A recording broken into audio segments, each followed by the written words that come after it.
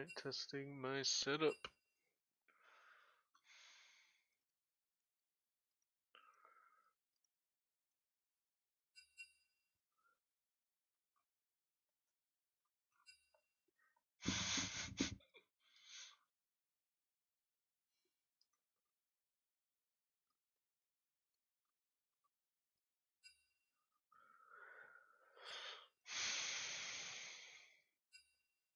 Alright, testing my setup.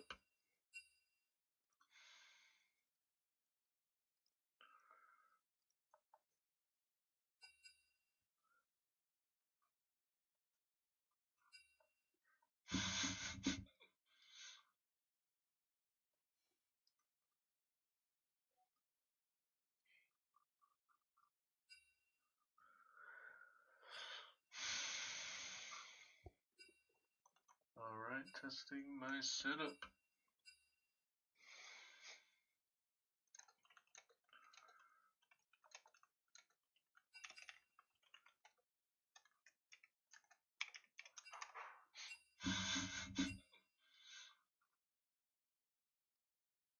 Alright, so let's get the spectator link for draft going.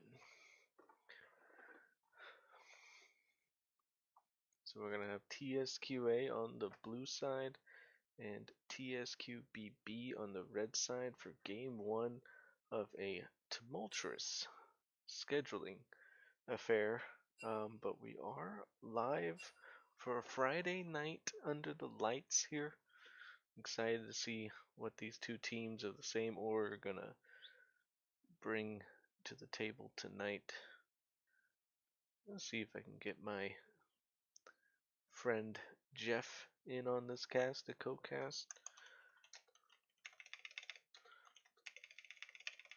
Also known as the North Wolf.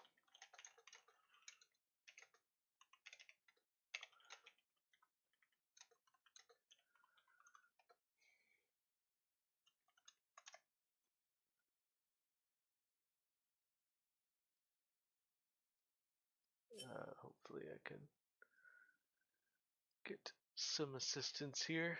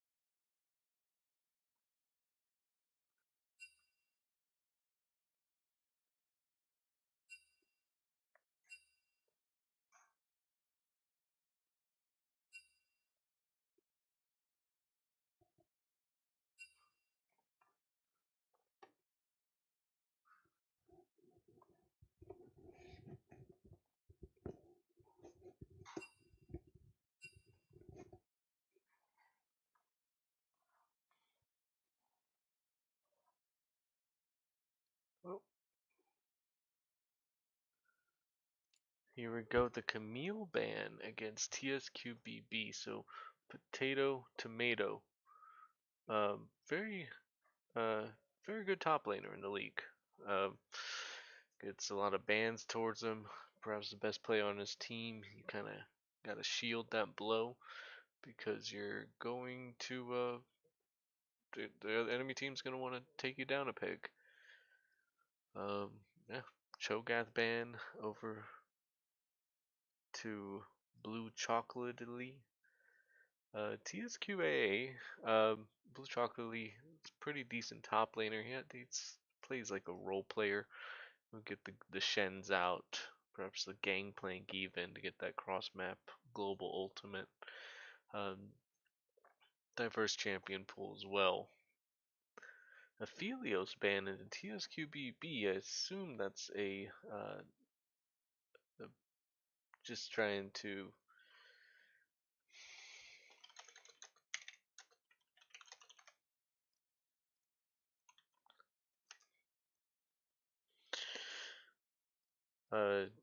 target ban from Aphelios. Otherwise, not. It's very hard to get him going get get him to do damage with such a weak early game champion. And the Udyr is the first lock-in. Udyr definitely has been taken down a few pegs in the recent patches. Chem tank nerf, direct nerfs to Udyr. So unlike before where anyone could pop off with Udyr, you have to actually know the champion now. So if you're familiar with Udyr, still a solid pick. If you're just a brain dead person playing him for the fourth time in competitive play like I have, you can still carry the game back in the day. But now you gotta be good with him.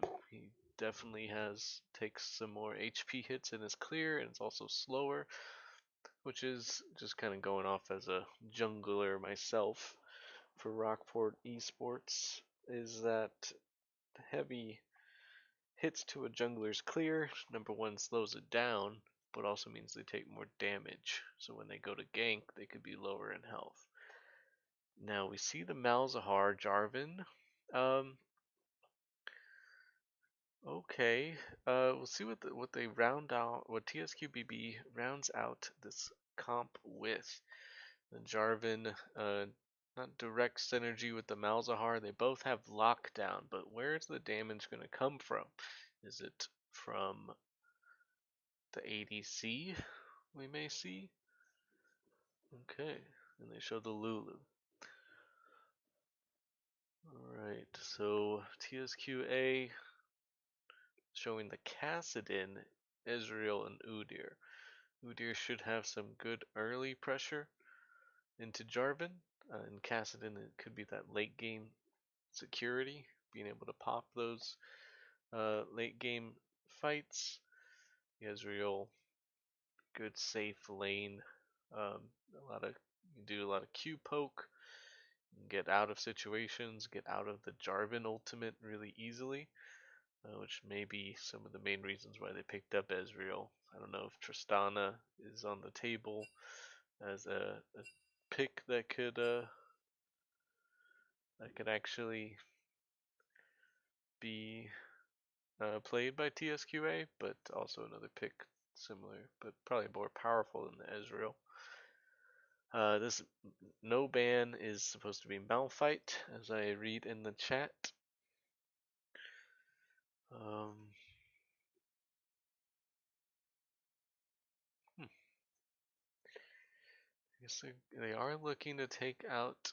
Maybe they have spotted that the damage dealers on TSQBB, or the TSQBB lacks damage rather.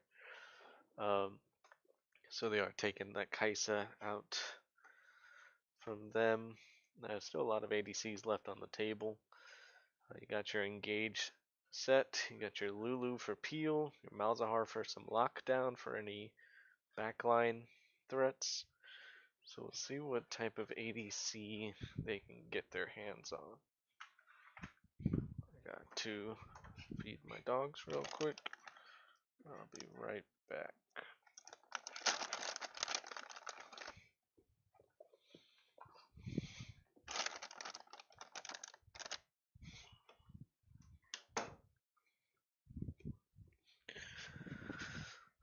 Okay, oh yes, the Jinx, that is a solid pick. A lot of the time, just a lot of ADCs are kind of plug and play. I mean, the difference between Jinx and Ashe or Sivir, they all kind of do the same thing. So banning, unless it's a very comfortable pick for the ADC or a very safe pick, uh, is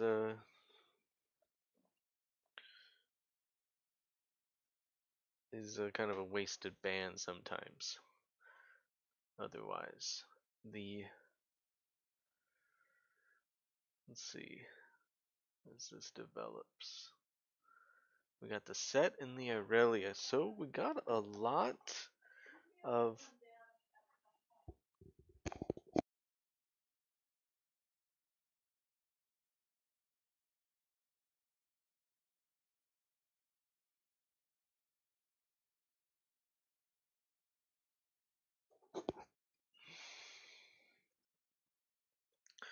Okay, so the Jinx and the Mordekaiser locked in here. Um, Pretty good all-around comp for TSQBB. You do run into the situation where if the Jinx either gets behind or gets killed early in team fights, you pretty much auto lose. So I'm sure TSQA is aware of that. So they're going to be trying to spend some resources to get to the Jinx. But the peel for TSQBB, you got the Mordekaiser ult, take someone off a Jinx right away. You got the Lulu polymorph, you got the Lulu overgrowth for Jinx to keep her alive. You got the Malzahar R, you got the Jarvan R. This is pretty much the quintessential Jinx Carius comp. And then for TSQA, you got some skill expression champs. You got some harder to execute champs. Um, it's definitely doable.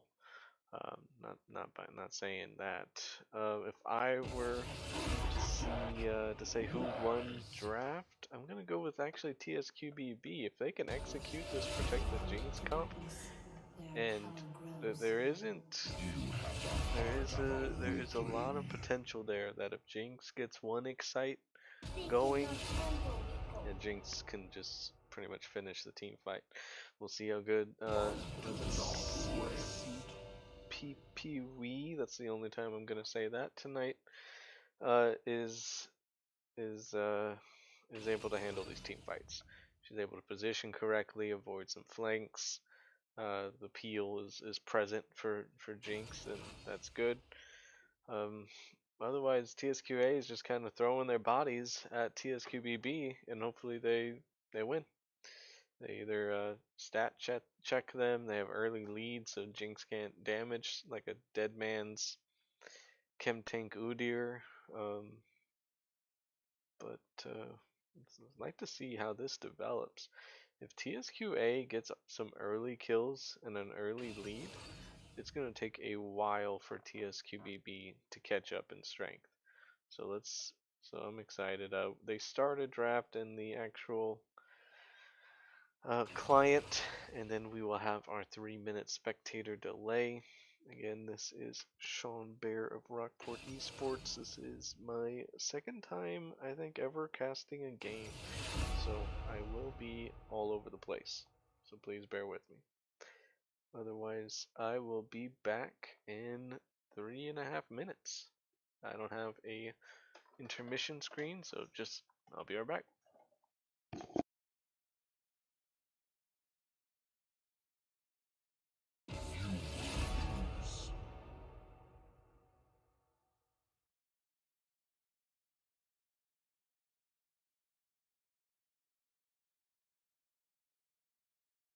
You would not defend the void.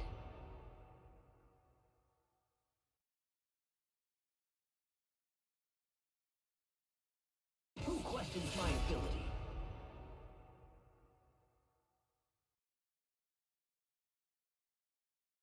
I do not tolerate cowardice.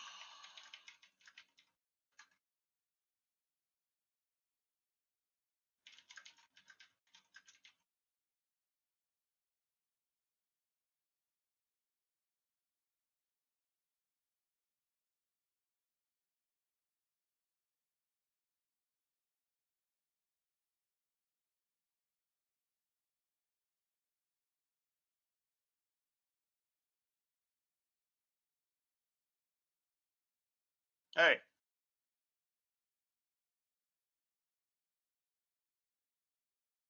Boo.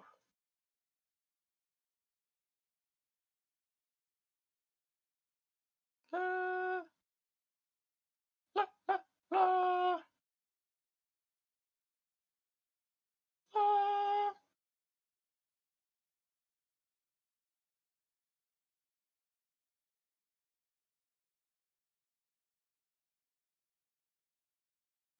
la.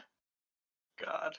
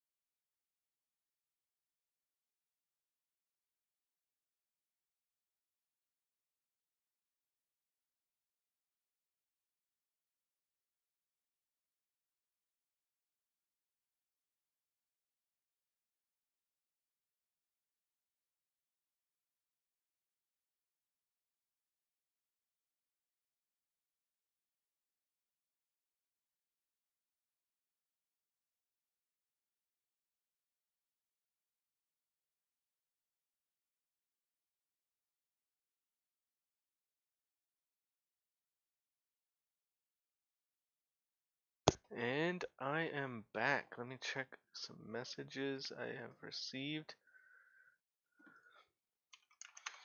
I might be getting a second caster in here. That is awesome. Heat Viper, are you with me? I believe so.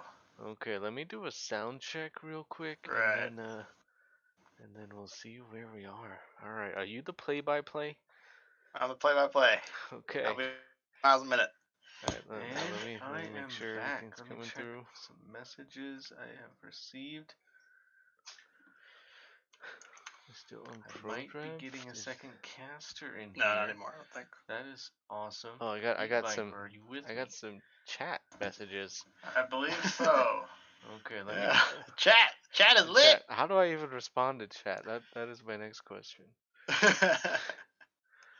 Wordplay, I Do I guess. just type in it while I can just say hello world. Hello all my viewers. See how cringy I can make this for us all. All right.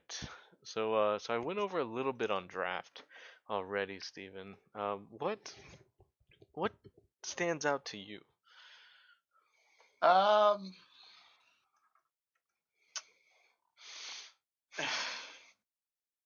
I feel like the cast, there's a lot on the cast in here to do a lot of the work. I think TSQBB has a lot more linear, just kind of more front to back. They have the hard engage with the Jarvan. They got the Mordekaiser out. They have the Malzahar. You have Lulu with Jinx, which is always going to be good. And then TSQA has a lot of run at you champs, but some scaling with cast. Yeah. So, I mean, they could get skilled. TSQBB could get skill checked, but I'd like TSQBB's draft more. Just for ease of execution. Yeah. Yeah, it's definitely straightforward, you know. Um, Okay. Oh, so I had to apply them. Alright, so I got mess. Alright. See, I'm just not sure. Like, if I'm talking and I hear myself talk later on the stream, if it's like what we see on the stream, like if I'm talking about something that's like already passed. Oh, yeah, You know what I yeah. mean? You gotta. Can you spectate the game? Oh yeah. Yeah, because if you're watching the stream, it'll be like, just naturally a few seconds late. I have it as live Okay. as I can, Right. but Okay. Yeah. Let me do that. Yeah, I was watching your stream. Lol. Much of a noob I am.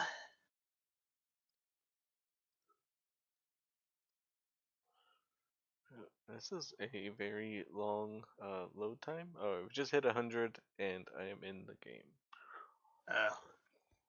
Let's see I any guess of unless I do have potato. Nice. I have potato as a friend, so I can spectate. Cool. Okay. I was like, I don't know if I have anybody. Okay. I'm going into the spectate now. So you're already in the game. Yeah, kinda. It's still alright, now it started. Perfect. Yeah, me too. Okay. Okay, so I'm at 5 seconds. Are you at 6, 7? I'm 1 second behind, it looks like.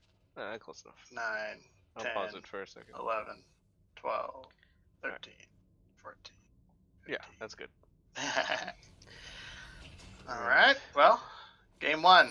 TSQBB versus TSQA in the lower bracket of playoffs. Looks like we have our traditional 5-point coming out. Double wards bot side with Jinx and Lulu both dropping a ward. Pretty standard. Potato Tomato dancing in the bush, playing the guitar. Potato Tomato's disconnected. And he's back! Whoa. So Got a little there's like a hotkey banter in the chat, which is fine, given that these two teams are affiliated. Minions have spawned. I'm curious if the Kassadin is going to build QSS for this Malzahar, because I don't see how he survives the damage of Jinx and Malzahar himself if he doesn't have QSS. So when is that going to come through is going to be critical. You gotta pay the tax. You got to pay the tax. A lot of blue chocolatey has to have a lot of skill here to pull off the Aurelia matchup, whereas Tomato, he's playing Mordekaiser. There's still a skill. A little more straightforward of a champ. Yeah, Potato got to choose the counter matchup, so expected to do well. Pretty risky to just go ahead and pick the Aurelia out of thin air, but Blue Chocolatey seems to have some confidence, and we'll see what happens. Yeah, pretty standard so far. Just some CSing, some dancing around, some bushes. Looks like Jarvan going for the full clear bot side as well as the Udyr, both going bot to top. Malzahar pushing in the Kassadin early. I'd be curious to see how much the set's going to be able to do, given that there is a Lulu. We know how much of a, for back of a PG term, cock block Lulu can be to engage champions like that. Could easily be polymorphed and slowed and kited to death by the Jinx. Oh, here we go. We got Aurelia going in for a trade with Potato Tomato getting his passive going, but definitely lose that trade to the passive of Aurelia. So far, if I can check the CS up a little bit, but the wave is coming into tower. Yeah, you have to keep track of those passive stacks on Aurelia. Once she gets those stacked up, she's very hard for anyone to deal with. Potato's got...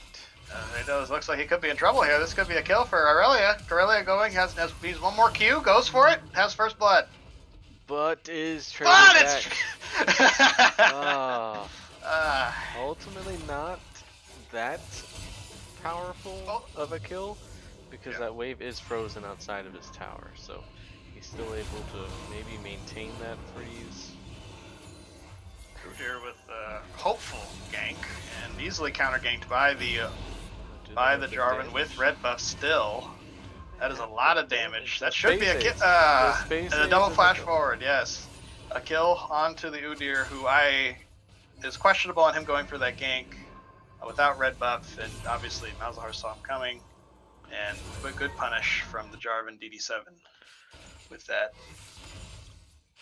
Yeah, when ganking a lane that's kind of as disadvantaged as this is that you kind of just gank for pressure. If the kill's not apparently there, you just want to maybe get some room, get some breathing room for the Kassadin. Otherwise, Kassadin has no gap close and has hardly any damage onto the Malzahar. And with Jarvan at the right place at the right time, is able to get the counter gank and the kill. And now, Tomato pushing forward has his passive stacked and shows what the power of the Mordekaiser here. Yeah, with a huge with the passive wave stacked. here.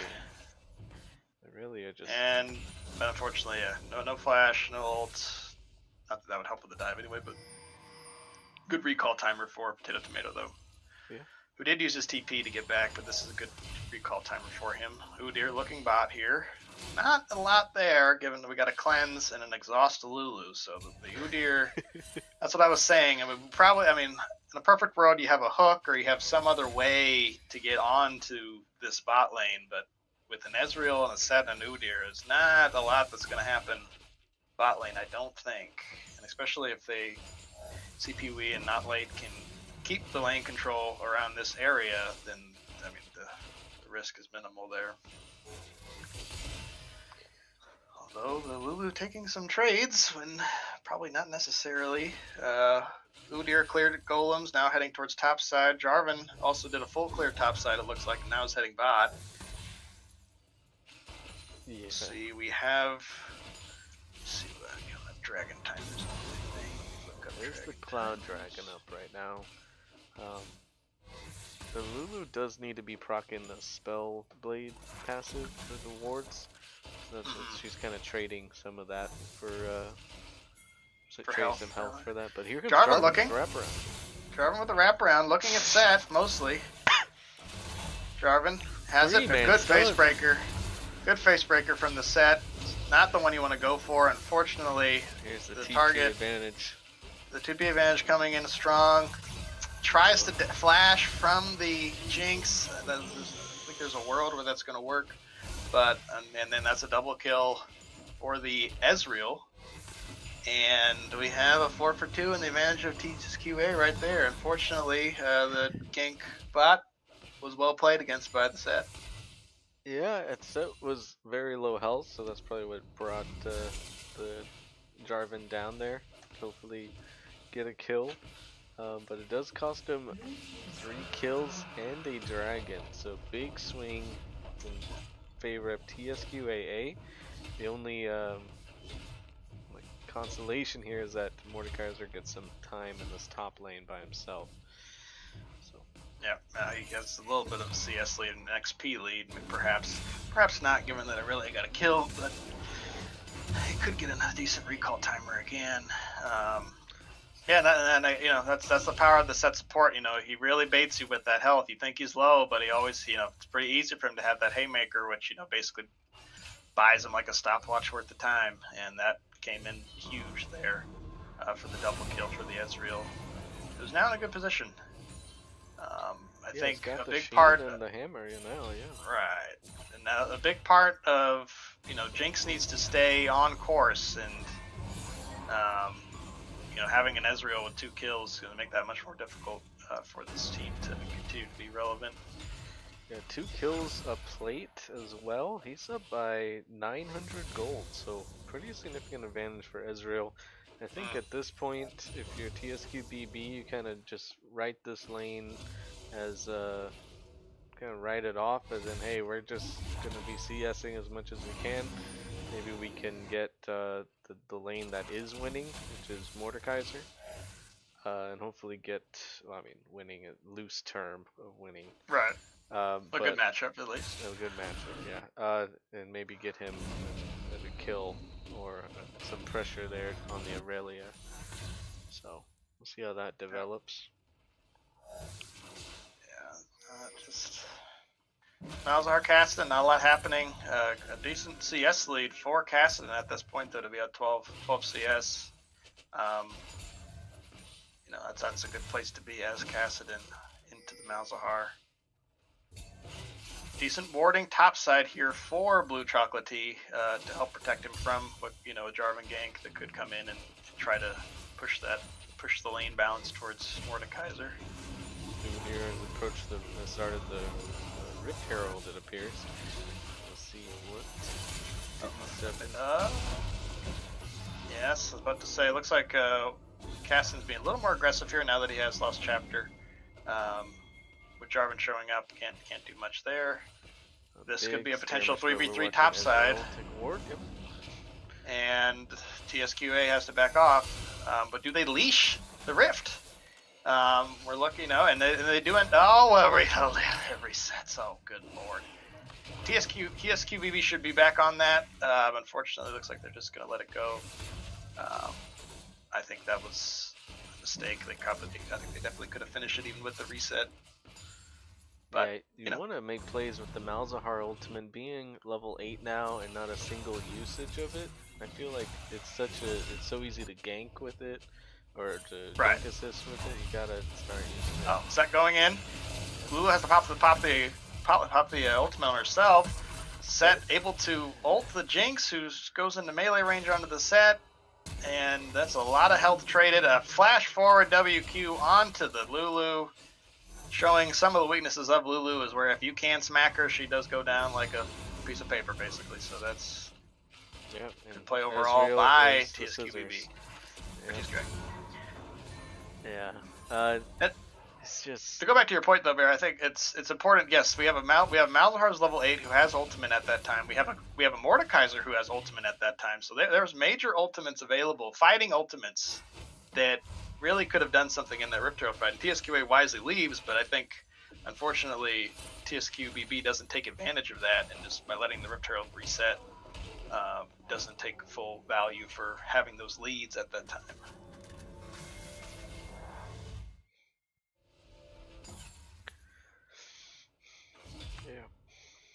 So kind of what I was talking about in the pregame is that if Jinx does get behind, and now it's in a situation where it's hard for her to CS into this Ezreal, who's going to be constantly throwing out those Qs, it does sound. It starts sounding the alarm for TSQBB to get their Jinx comp in the right direction. They got to get Jinx going, which exactly.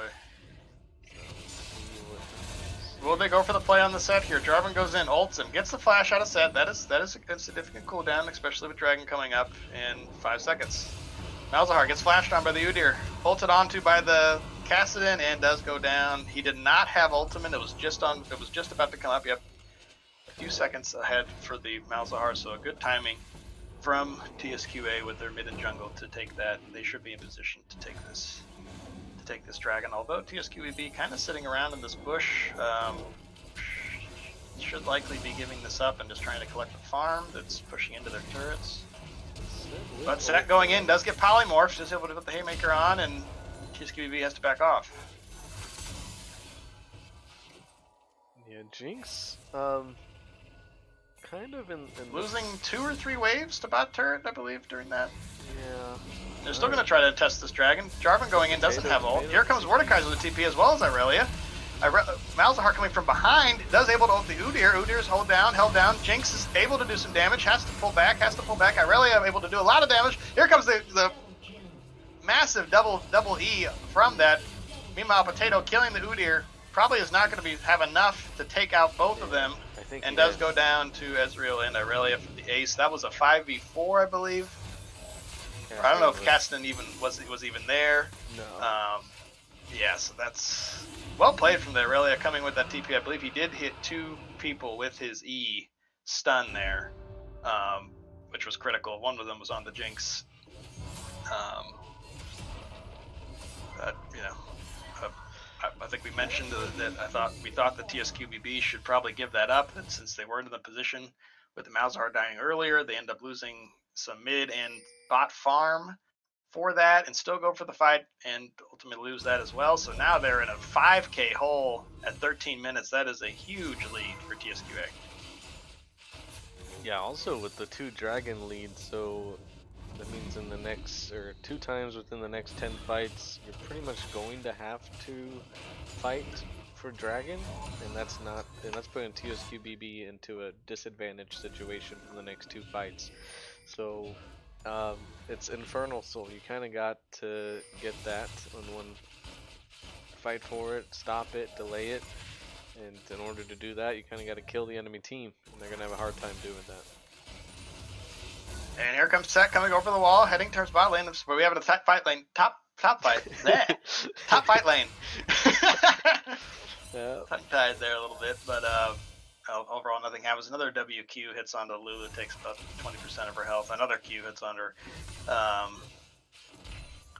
It's just tough for this bot lane now, given the range and the lead that Ezreal has to step up and try to do anything. Set has full license to hex flash in, look for mistakes. Given that there's no Kraken Slayer completed, there's no items completed for the enemy bot lane, so the tankiness, the inborn tankiness of Set with the Haymaker is going to be more enough to keep him alive. Yeah, and you get to see the use of Hex Flash here pretty much on full display. It's once you get that bush control, everyone you just mom gank. Oh Jesus. Well, Friday nights you get ganked by mom. It happens. happens. Yeah. Right, It's a but tough Hex spot. Flash definitely showing up. Yeah, you get that bush control, and it's pretty much your flash. You have a flash every 10 seconds, or however long Hex Flash cooldown is.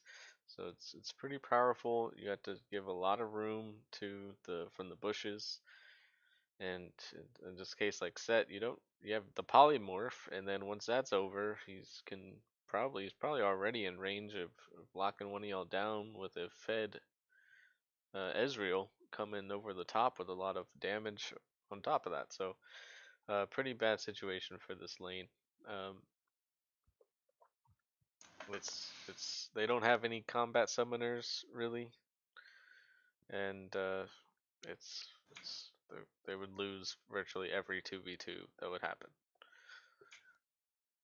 Right. Yeah, it's tough for them for sure. Yeah, and then now we have almost a 30 CS lead for Kassadin, who is sitting on. No, he just backed, so he's only has a reserve record. That's a big win condition for them. He's quite ahead. We have a 5-1 Irelia who's quite ahead. It's starting to look pretty slim that they're going to be able to keep this Jinx alive with an Irelia and a Kassadin. And a Set and an Udyr all running at it, even with the Lulu and a Mordekaiser potentially ulting and Malzahar holding someone down. It's just there's just too much for them to hold back, given that they're down 5k at this time. But you're hoping for a pick. You're hoping for the Malzahar ult onto a Kassadin, then everyone being able to blow that person up, and then hopefully turning that into something. It has to be. That's the only way that they have a way back. But it's difficult to. It's going to be a challenge for sure. And looks like everyone is R. Hopefully we're getting back to the game soon. Yeah, it's until that QSS tax is paid, a lot of these fights are going to depend on who Malzahar ults, and if everybody can shift fire to that target, get that guy killed, and then it turned into a 5v4, or essentially if Mordekaiser ults someone as well, it'd be a 4v3 at that point. But pretty right. It's a lot on who Malzahar ults, because the only person Jarvan can really ult is Udyr. Set really can dash over the wall to a nearby enemy, so they see Set mid, and they're unable to punish this Ezreal whatsoever. Right. Yeah. And they're also getting ripped with 2 people. Yeah, this is what tough. happens when you play a caster. You gotta. Yep, now they're 4-man up to the Rift Herald.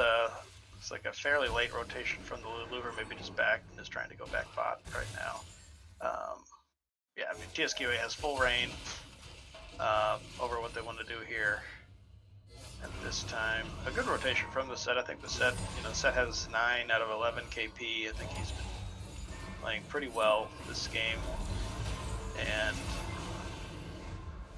continuing to roam, continuing to use the presence that he has as set. To efficient manner. Clearing vision like this. And that can we, for E-Car, I mean, the Kassadin's up 40 CS on a Malzahar. This should not be happening in this lane matchup, right? Right, and yeah, and I think it goes back to that second dragon where, he died initially to the Flash Udyr, which, I mean, that happens. He didn't have ult. But compounded by that, he TPs to the dragon fight after that, and then they die again, and Kassadin wasn't even there for that fight. So, losing a lot of minions to turret. Kassadin obviously now, up to, 45 CS up. And, those kind of mistakes, against a champ like Kassadin can really punish you. You can easily proc that spell shield, as you see there. And will eventually just be able to two-tap him, basically, with his ultimate. Just charged up well enough. Set and Udyr moving into the bottom jungle again, doing a good job clearing vision. A minute left on this Fire Dragon, which, as you mentioned, is critical. And they have to fight for it. There's no way TSQBB can just give up 2 Fire Dragons and expect to come back in this game. Meanwhile, Jarvan looking top, although he is well spotted out by the vision that TSQA has placed when they were doing the Rift Arrow, it appears. Yeah, Potato setting up the freeze kind of means that they're going to be giving up all this bot pressure. Yep, and they drop the Rift accordingly. Yep, so if Potato's freezing the lane, Aurelia just gets to walk down there, doesn't have to expend a TP, there's no point in her being top lane but now, whenever he sees Aurelia bot, which he does now over that ward, at least. Now he's pushing. He's pushing the lane. This Mordekaiser's gonna TP into the middle of them all. No, they have to give. I mean, at this point, they have to give it. They've already given it. There's no way they can even. Maybe they can go for a Jinx, ult, steal, blind, and they do, and it doesn't work. Of course, unfortunately, I have PTSD from that happening to us way too many times, but it does not work this time. A good Jinx rocket goalkeeper. Yeah, the good goalkeeper from that, keeping that up and running. Kassadin backing. He should. Yeah, he has 1,600 gold, so he should be able to. Everfrost is for sure completed. Yep, and there it is. Set has the Turbo Chem Tank. We got 2 items of the 5-0 and 3 Ezreal. The only person that even has, only there's 2 champs in this game on TSQBB have an item, and it's Kraken Slayer for Jinx and is it Rift Walker? Rift Maker on Mordekaiser. Forgive me my lack of top lane knowledge. Itemization. EWQ on Jinx took 60% of her health. Pretty dangerous for her. Definitely. And now Kassadin smartly roaming up to the Mordekaiser, who has not built magic resist, has only built armor, and is building for Aurelia. Ideally, they would want to try to get them. TSQBB want to get out of this situation as quickly as possible, but I mean, their hands are forced at this point. And you are seeing a little bit of the weakness of the Lulu pick. Obviously super squishy. Doesn't offer a lot of playmaking. Obviously has the ult and can kind of disengage a lot of things, but in the current meta, when there's so much dive, like TSQA has 4 divers and an Ezreal. The Lulu's not going to be able to peel that off, so that's where, you can see the Lulu who's kind of, just getting pot shot here by there it goes again, getting pot shot by the Ezreal. He's not going to be able to live through, a set jumping on her, a Udyr, or, Kassadin for sure. But still scales really well, so by no means, definitely has that in their pocket. Set getting vision. Jarvan trying to get this red. Looks like he will be able to. But mid tower should fall here. Yeah, Jinx can't even step up further to auto attack any of the minions. Almost a kill onto this. They really got to try to get the Ezreal here. Are they able to? We need a little more from the Jinx. Jinx flashes forward, gets exciting. Somehow we're looking at top lane. I'm going back to look at Jinx. Nope, Jinx getting run on by Set. This is bad. A flash E from Set. Very well done. Haymaker onto that. Jinx is in trouble. Jarvan has to flash over the wall. A failed flash from Udyr. Unfortunately, gets spam pinged. The question mark from his teammates. Potato with the solo Potato kill. with the shutdown onto Kassadin. I mean, that Potato's been doing that all season. That is not a surprise from him being able to make plays for his team. But there's hope. There's hope with that kill. Obviously, a big shutdown for the Jinx there. That does help her to a certain extent, trying to get back into this game. But there's a dragon at minute 45. She won't have flash, and we'll have to see how that plays out. She does have cleanse. I would like to see her. I don't get the cleanse pick at all. Yeah, I don't. I was about to say I'd like to see her use it, but then I looked at it and I was like, well, on what? On the Udyr stat? The Aurelia, the face breaker thing, like it's. No, it's not. It's not. Heal. It's not ideal. We need heal a little bit better. Aurelia going in, has her passive stacked. There's no ultimate on this Mordekaiser, who is getting smacked down and obliterated by this Aurelia, who just casually kills him under the tower. Without the ult, Mordekaiser will be in trouble there. And 6-1, 6-1-3 Aurelia, Blue Chocolate Tea, really making a performance here.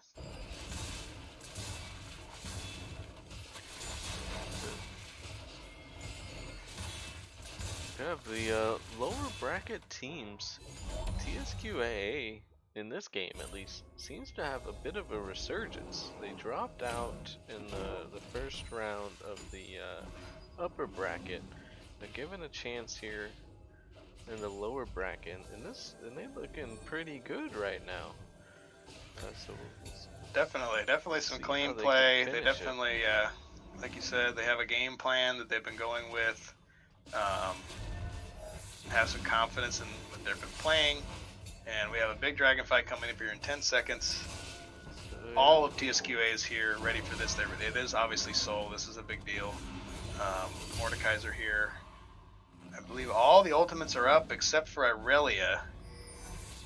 And yep, they're starting the dragon here. Udyr's going for it. They got 3 people damaging it. Ezreal trying to poke them off. Gotta get in. They have to go in. Jarvan has to go in here with something. Dragon's gonna be dead. Dragon is down. You can't fight after it's gone. Just say, hey, now fight us. Set going in with a huge ultimate onto 3 people.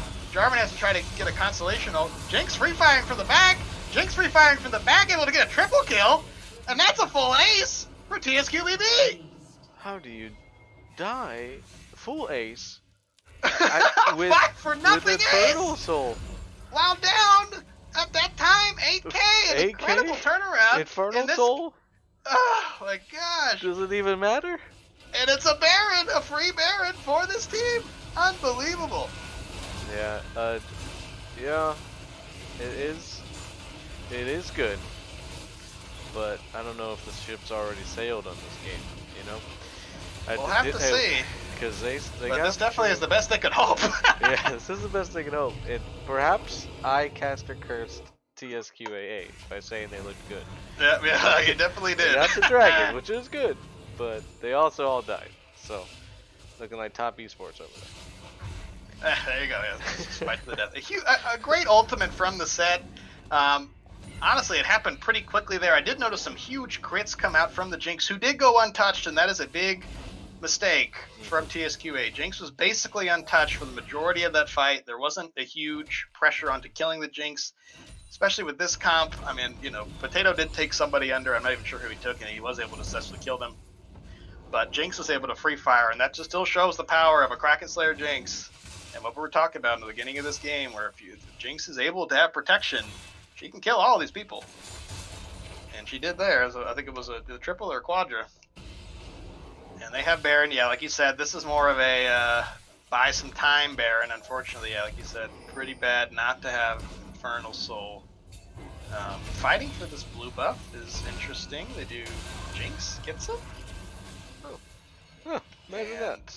that works out. Not a lot to fight for right now. Just trying to clear some waves, and you know we have another objective for another 350 for the Elder. Yeah, the TSQB has yet to take a tower. I don't know if this Baron is going to help him take one either. So Right, I don't think so. This is more of a just not lose your own towers, keep afloat, get some farm going. You know, Jinx starting to catch up a little bit in farm. Cassidy kind of falling off a little bit in farm. I'm not sure what happened there as to why now he's only up 20 CS. But Udyr coming in onto the Malzahar, and this is he's a sitting duck at this point. There's no chance Malzahar has the side lane against Cassidy, against Udyr, against Irelia. These champs that are easily going to be able to run him down. And showing a little bit of the distance. But, like you said, this will open up mid-turret for the other 4. And Cassidy's pushing bot. I mean, this could be 2 turrets if they don't pull back. Jinx kills these turrets very easily, and they don't have a lot of defense here besides an Ezreal. Set looking in, does get the 3-man E. Has to go back, is getting... Now the damage is starting to come through from TSQBB. They almost, or even through the Haymaker, they do a lot there. Getting a lot of that turret, and now back off. Their Baron is just about over. Now they have quarter left, third left.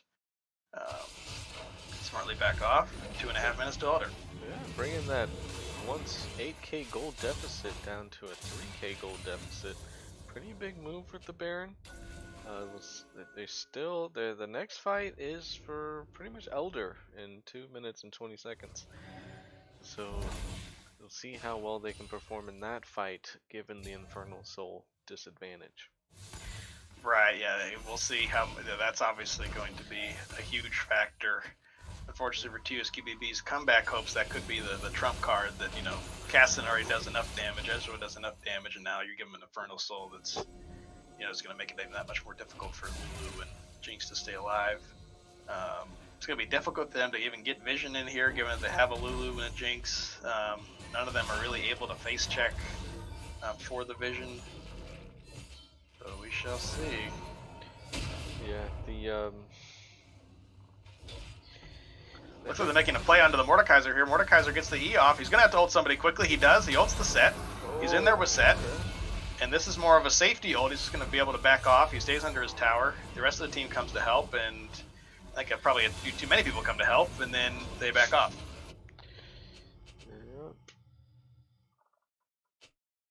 Yeah, how long is... So that Mordekaiser ult's 88 seconds. That means it'll be up just about when Elder spawns. Yeah, the difficulty is that unfortunately TSQBB does not have the tools to deal with the split push of Cassidy, especially Irelia at this point. Irelia is really their biggest contender here. And they're gonna have to clear from a very safe distance. 40 seconds on Elder. There's a ton of vision control from TSQA right now into their hole. They look like a Christmas tree here. And we're gonna need some, no sweeper on the Lulu, you know, walking over vision. She has 1 pink, 1 pink on the jungler. They're basically gonna be able to see TSQBB the whole way through here. It would be good to push another mid wave. And then just, not gonna win a 5-for-0 ace if it's an Elder Dragon with Infernal Soul, I'll tell you that. So they're going to have to do a better job challenging for that earlier, as you mentioned. Yeah, they can't withstand the poke from Ezreal, so they have to, as soon as they see an opportunity, Jarvan's got to flash R someone, they got to go in, because a few Qs from Ezreal, you're going to be kind of in a bad Ezreal almost caught out. The Dragon has started. TSQBB. Set's not here. Set coming around for the flank, trying to get behind them. And he is around to get behind them. He gets onto the Jinx. Jinx has to flash away, is able to flash away, is free firing, Jinx free firing from the back. Mordekaiser has Ezreal killed, but Jinx is eventually able to have to be run down. She has GA. Mordekaiser can do a lot here. Jinx kiting back the best she can. Orb walking and gets them all. Another ace for TSQBB. Elder Dragon still alive. Huge team fight. Jesus, this fight was ridiculous. A good flash from Jinx in the front half to avoid a lot of the early damage and able to withstand that, the early storm, and then turn the fight where she can just shoot everyone for basically free. Mordekaiser getting that Ezreal isolated and also killing him. That's a lot of their damage, or at least their long range damage, that is Absolutely. no longer able to hurt anyone on TSQBB. So we'll see. And as you mentioned, Sean Barrett, no one has paid the Mordekaiser tax. Ezreal just did it right now. He's the only person that has QSS on their team. I guess he didn't enjoy that Death Realm too much. I can understand. Yeah. But, you know, Irelia will still be able to take him down. And, you know, this is a 3.5 item Mordekaiser now who will be able to 1v1 just about everyone at this point. Obviously, Caston will probably get up there at a certain point. Irelia could be close. But, I mean, that's what Mordekaiser does. Mordekaiser is meant to take one person down and take them out. And you also have to praise the Jinx itemization on the GA. Having that GA, her third item, I believe, really was able to help her come around and turn around the fight where she was able to Orbrock after the GA and have the Mordekaiser come and help her. Who's now, this is an 8, 3, and 4 Jinx. The most fed person in the game. Yeah, which is not what you want as TSQA. Do we see the same thing happen here as it did in the first Ace? Is that when Jinx can free shot, then you have a problem as TSQA. Now, since they have the Elder Dragon for another, doesn't even tell me. I don't even know. Well, another 25 seconds. Yeah. They weren't able to force an objective. We'll see if they do it. They should. They should start this Baron, and they do. Jinx doing decent damage to it. Mordekaiser trying to zone. They come in. Lulu going into the pit. Though. It's down to 4K. TSQA is barely going to get in here if they are at all, and it goes to red team. TSQBB slays the Baron uncontested just about, and is able to walk away. Oof. A good call from TSQBB using the soul, excuse me, not the soul, the Elder Dragon power to maybe dissuade TSQA from winning to take that fight. But now it seems like TSQBB, Infernal Soul be damned, have the gold lead. They're in the driving seat here. So now this Jinx is playing with a lot of confidence, shooting ults. Not afraid of this Ezreal anymore. Not afraid of anybody anymore, for that matter. And the Lulu, you know, hopefully it was eventually going to get a second item here and be able to buff up the Jinx. There it is, the Ardent. They're going to be able to buff up that 4-item Jinx even more. Jinx backs. She is going to get a Crit Cloak, so okay. Or, well, let's see what she's going to get. Okay, Crit Cloak. And that, obviously, I wonder what her crit level is at now. I'm going to click on her. And she is at... what shall I be?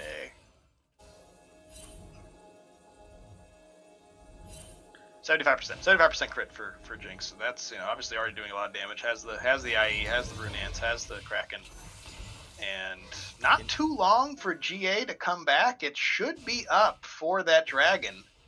Then second Elder, which second Elder for TSQBB would be huge. Trying to do a 4-1 here, which I agree with. Unfortunately, there's not really an easy answer for Irelia. TSQA looking for flanks. Kassadin there. But as long as these four are together with the Lulu and the Malzahar, they have the 4-man to be able to protect them. And as we mentioned, there is no hard engage from this TSQA lineup. So they don't have like a Malphite that's going to be able to jump in on top of that Jinx. Bearing down with Baron. Irelia going to continue to split push. And if you want a base race, we'll win. Push game. Continuing to push. Not a lot of wave clear on this TSQA team. Irelia has to back now. And a decent siege potential from, like I said, the Lulu and the Jinx. With the Malzahar. You gotta go top lane, get that wave, get that other outer. Yes, they do need to get the goal of TSQBB is they need to get as much resting gold out there. So those outer towers, bot, especially bot, that's the tier 1 still available. And they are going there now. We'll see if they can still work it. But maybe they can catch Kassadin, very hard to do. Right. Catch a Kassadin, not the easiest thing. They should still be able to. Yeah, they should still be able to. Still be able to give this. I would be surprised if TSQA should give this. They should not fight this. It's only an outer turret. The other team has Baron. If they lose this fight, they lose a ton. If they win this fight, they don't really get that much. And TSQBB waiting for the next wave, rightfully so. zoning with the Malzahar damage. And Baron is over. Yes, it is. Or Baron is over. So now, with Elder starting at 50, I guess that's their next play. Just flip the map over on its head and rinse and repeat, hopefully, for TSQBB. They need to keep that Jinx alive. The Flash is back up, so good job not fighting without the Jinx. And the GA. So this could still be very powerful for them to fight around. We'll see how they set this up. TSQA going to have the vision set up earlier, though, it looks like. But TSQBB doing a good job staying together. Jinx going to clear mid.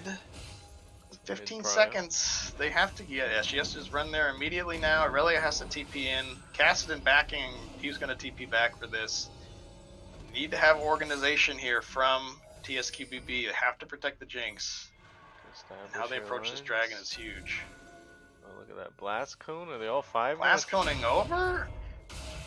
Mordekaiser gets a good EQ onto the set. Takes him down about 20%. Not super significant. And we're dancing around this dragon now. Udyr goes to start it. Gonna take some damage from it. And now it's switched on back to Udyr. Two people on the dragon.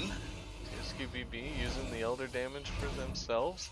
And a huge engage from the set once again. Mordekaiser going in, does ult somebody. Jinx in GA, not alive. Lulu exhausts the Ezreal, but Jinx is the Kassadin is just taking over, as we've said.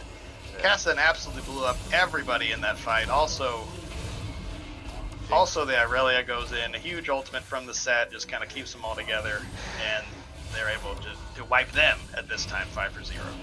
Yeah, Jinx flashing after the engage was made. The set had someone thrown up in the air.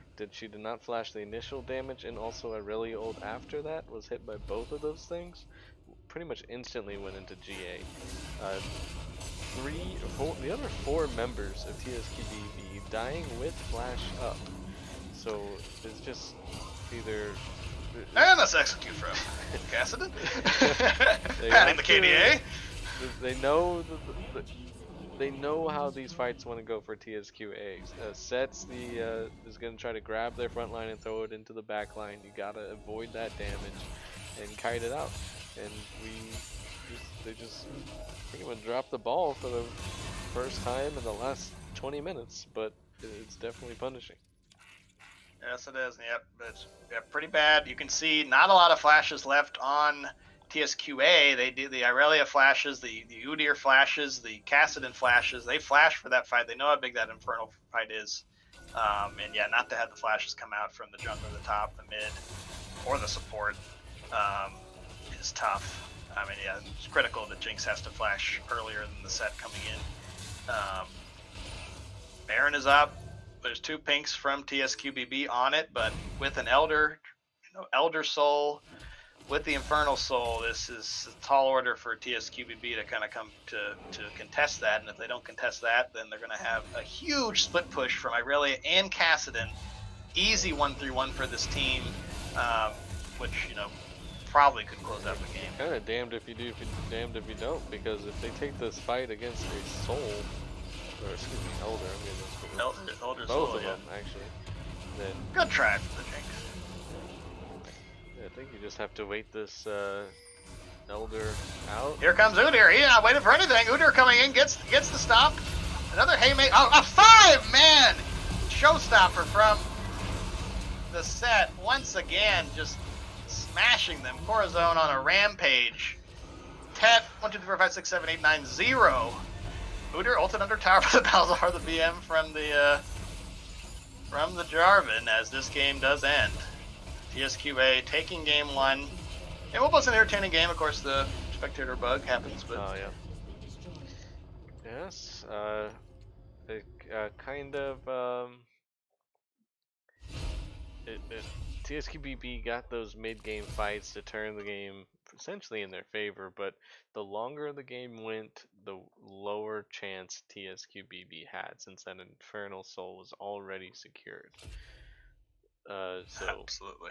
And the more items, the more damages that they stack up, since there's so much more damage pumping out from that soul, and essentially a mechanical failure And in the F keys of some players in the last fight caused the 4 people to die with flash up. So you just had to pretty much expend all resources there, and if you win that fight, you win the game. So what's the point of holding on to flashes, right?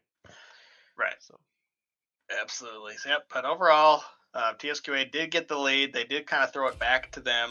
Like we said, there was some strength with the TSQBB comp with protecting the Jinx. The Jinx was either protected or not engaged upon hard enough in those 2 fights that they got the 5-0.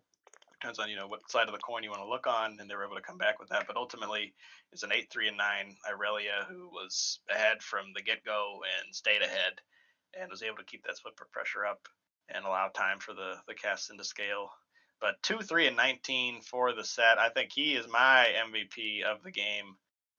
21 KP out of 25. Strong vision score at 105. Just making all of his engages were strong. Really did well in lane 2. He kind of was a catalyst with the gank bot from Jarvan in the beginning, where he got the haymaker off and was able to turn that into a double kill for the Ezreal and a kill for the Aurelia. And he was just going strong the whole game for me. yeah, I have to agree. Irelia is the honorable mention for me with the TPs that were going on, getting the early involved in that first fight, as you mentioned, but also in that, I think it was the third dragon, I think, where she got like a triple kill. Huge. So a pretty large impact from her as well as the honorable mention. Yeah, I mean, it's interesting because even though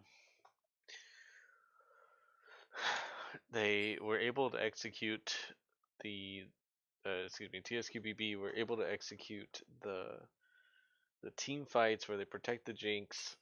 It worked several times, but it's just like that one time it doesn't, and then the subsequent time it didn't work. It's a very narrow win condition. It's kind of easy to do because it's so everyone knows what they're supposed to do. Everyone's protecting Jinx, keeping Jinx alive, so everyone knows their role. But if one thing goes wrong, one failed flash, etc., um, then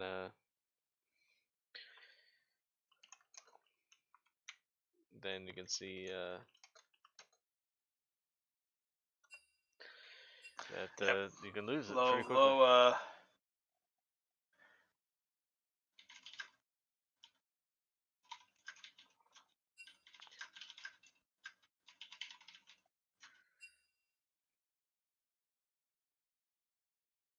I am an Iron Tier caster. That's me. Thank you for the 8 viewers here tonight. We are. I don't have any fancy overlays, but that was the end of game 1. We're low budget here. And we're entering game 2. I'll be able to look at draft as soon as I get the links for.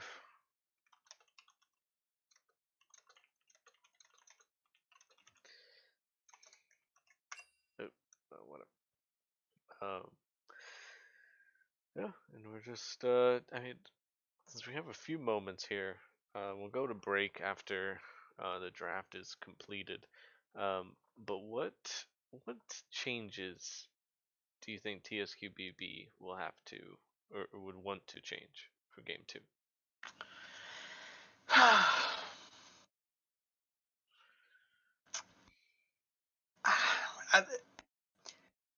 I thought I don't think the draft in a vacuum is bad.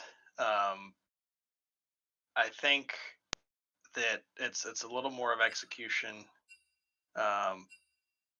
recognizing that hey, that we have a Jinx. We obviously we all saw what the power of Jinx can do in a fight like that, where she is having time even against that team. She can just dominate like she did.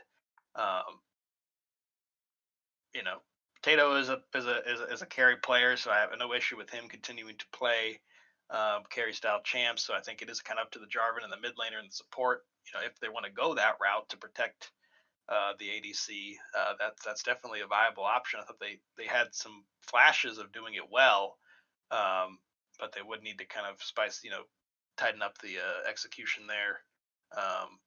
Like you said, in that Elder fight, keeping your flashes, for the Jinx case, a little too long, but the other one's just not, having the opportunity or not using them, as efficiently as they could. Right. But TSQA, they don't. I don't. I mean, I think they're in a good position if they, Blue Chocolate Tea's feeling himself and he wants to, play another carry matchup. I mean, it definitely worked out there. Um, as they had a lot of good play from basically everybody, minus a few pretty major errors as a team in a couple of the fights, but I don't know if they really need to change too much either. So interesting game 2 coming up where I don't think massive changes need to be made. It's more of a nuances and changes that TSQBB adjustments they could make in their play style or their gameplay rather than their overall strategy. Yeah, I mean, I think as you mentioned it, Potato being the carry player, um, I'd like to see a little more attention from Diddy7 up there. Spent some time bot lane and with a Lulu Jinx into an Ezreal set.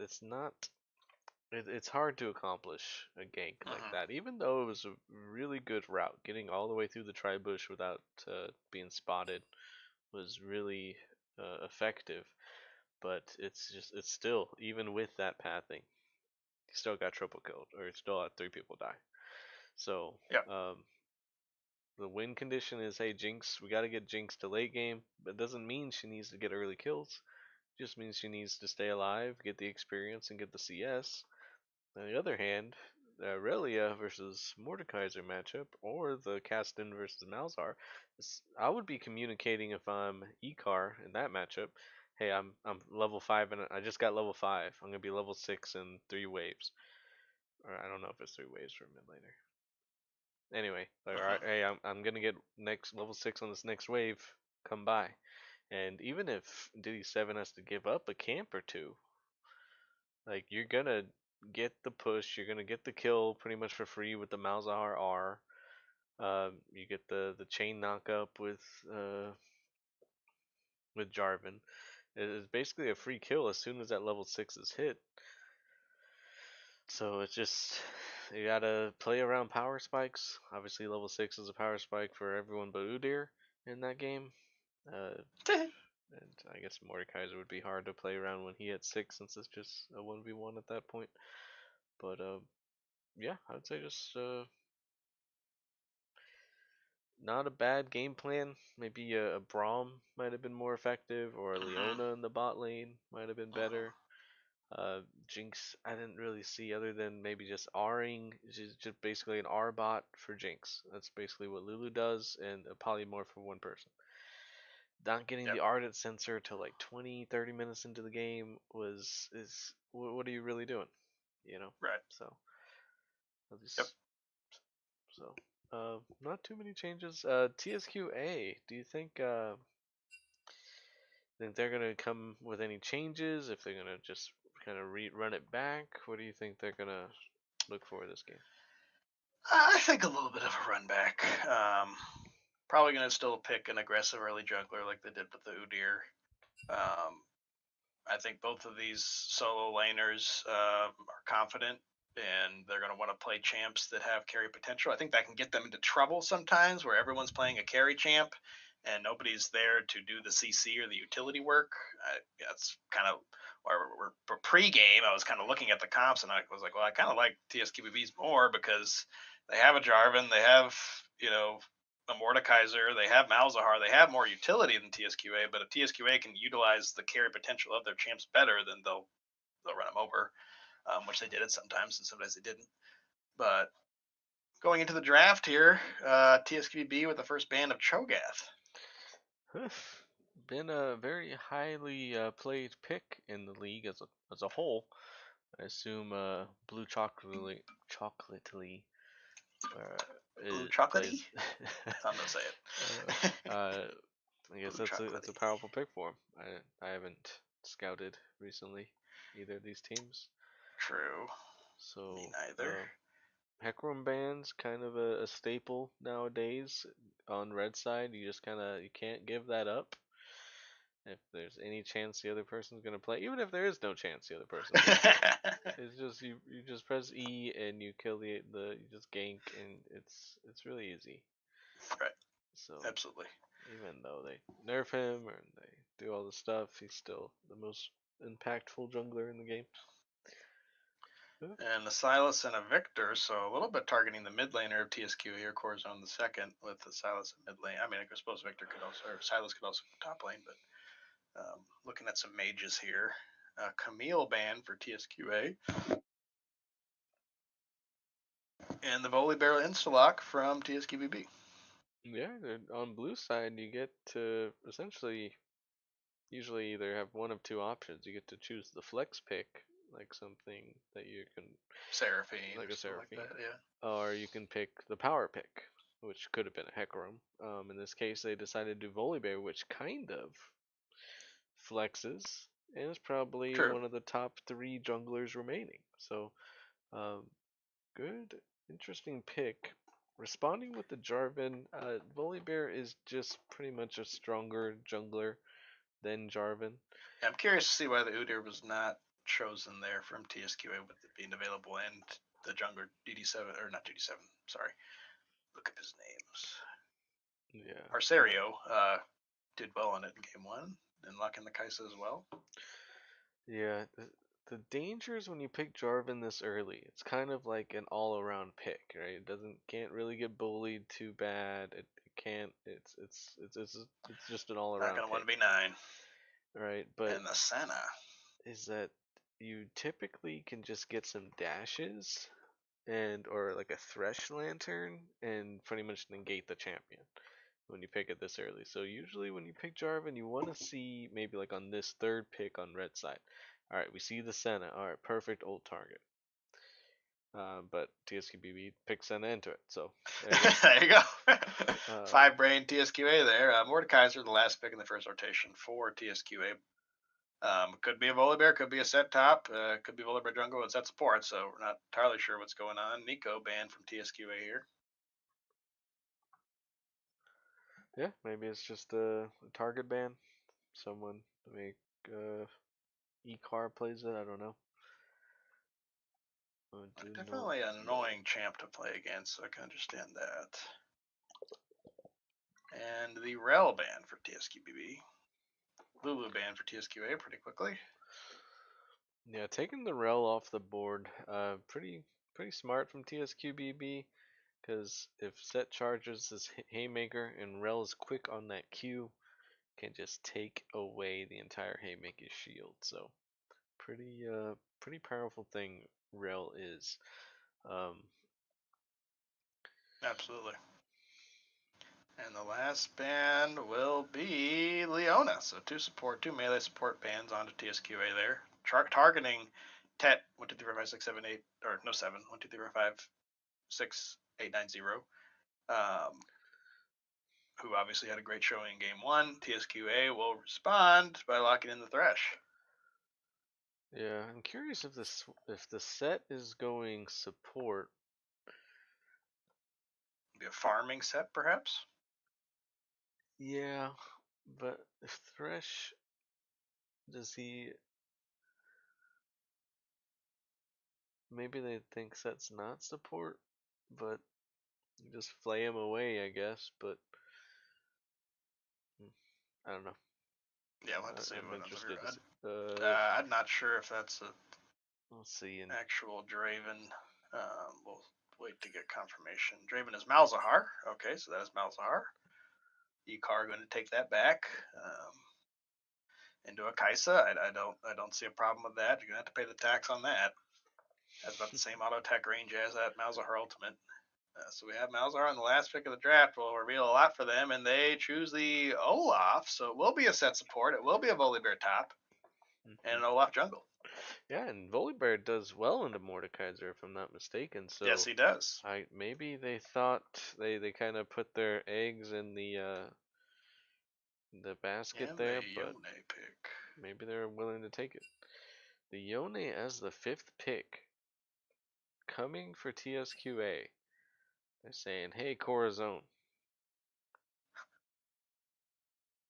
Yep, Corazon here's your calling Yone." his number again here. He chose the cast in for himself into the Malzahar in game one.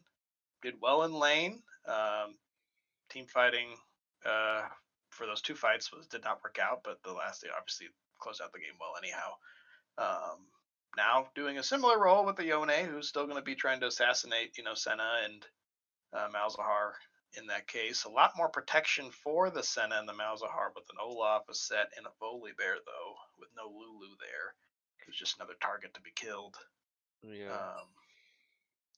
There's two things I noticed that our TSQBB is doing a little bit differently. Is that the Senna is, if it's fasting, it's going to take a while to start outputting some damage. Like we're looking at maybe 20 minutes, right? But on the other hand, instead of just having a single damage Jinx combo with the Mordekaiser Spice, now they have threats across the board. You can't let Olaf go unpunished or bothered. You can't let the Malzahar is gonna R someone who tries to get to Senna. So TSQBB with a very creative draft here. Yeah, I mean, if I'm actually almost in love with this draft. I think it's really good. Yep. Yeah, I mean, I think it is like we mentioned. I don't think they had to make major overhauls to what they were doing. Like we mentioned, the Lulu kind of being, we didn't like that because just not enough to keep Senna and the carries alive. A Sat will do a better job of that. And yeah, like you said, they have a lot of agency there. Kai'Sa's going to have a hard time getting in range to do damage. She's going to get outranged by Senna eventually. Olaf's always there. Malzahar's there. Set's there. And, we'll have to see if the Yone can blow up these people. Yeah, and it's like if Jarvan really only has one target to ult, which is Senna. And then if he's ulted, well then it's either you're spending all your resources just on Senna. Well, hey, here's this Olaf coming at you. Hey, so one of your guys is dying to a mouse ult. One of you guys is being thrown around by Set. Like even though you kill Senna, it's gonna take there's definitely some other threats on TSQBB that just ulting Senna is not gonna be the best course of action. So I agree. nice on every It case. should be interesting. Yeah. And I thought TSQBB had a slightly better draft game one. TSQA perhaps proved me wrong, or perhaps just played well early enough in that game to get those four dragons and kind of that seed them through. We shall see what happens with this one.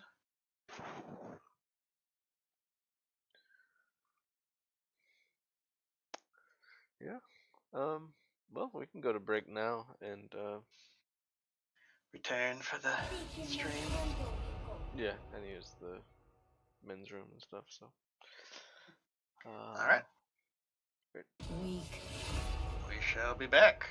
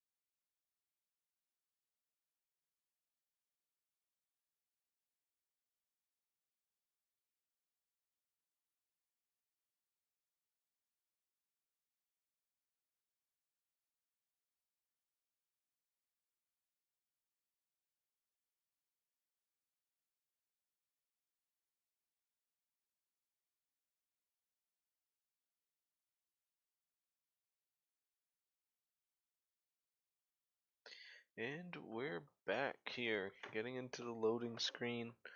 Um, anything? City set with the Ignite. Heal Senna. Support is playing Senna, not late. The Lulu from last game is playing support, and CP Pee Wee is playing Set as, like, I suppose, the carry, which is an interesting choice. Yeah. To grasp Jarvan, um, Mm. it's really not all that effective because you don't really interact with champions in the early game that much, and you gank and you might get one stack of it, maybe two every 3 minutes. It's really not doing that much. Conqueror, it gets if you hit all your abilities, you can stack it pretty much instantly. You have your Mm-hmm. E, you have your Q, you have like your R, and then your item passive or item active items also cause two stacks if you're melee. So like if you land your EQ R and then use like Gore Drinker and then hit an Mm-hmm. auto, your Conqueror is fully stacked. So it's a pretty strong combo to go Conqueror. Um, but I've taken Grasp in the jungle before, and I think I've won 100% of those games. So it's happened once. I also took Airy accidentally as Jarvan before in the jungle. Also won that game. So who knows? Who really knows? Are you seeing the game clearly? It kind of takes a second. Oh, okay, cool. Yeah. All right. Heading into game 2 of the lower bracket playoff matchup between TSQA and TSQBB. The leads 1-0. 1-0 them through, and they will play Oasis, likely on this coming Sunday in 2 days' time.